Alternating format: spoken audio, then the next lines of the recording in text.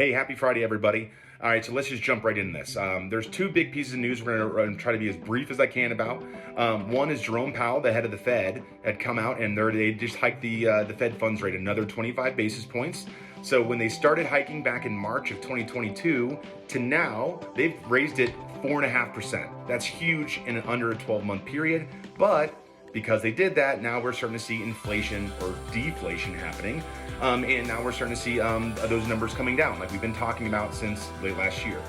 So now that that's happening, he also came out and he acknowledged, hey, the inflation is going down, in which mortgage-backed securities loves. And again, as inflation goes, so will rates. So we know the rates are planning to drop more and more, especially coming up into mid-May.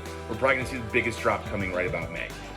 So that's some of the really big news for rate stuff. So again, let your clients know that, hey, if you get in now, if the rates do end up dropping, everyone who's been sitting on the sidelines is going to jump into the market, and then we're going to have the same problem we had last year where everyone's having to put in offers over asking in order to be able to ever get into anything. So now's the time, and then refinance June, July, August, when the rates drop some, and you can get out of that thing.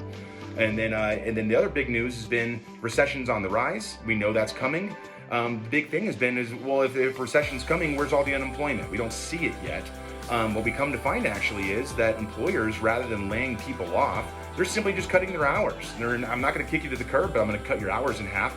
If you took the hours cut and you put those all together, you actually have about a job loss of about 1.9 million. That's a lot already in this quarter.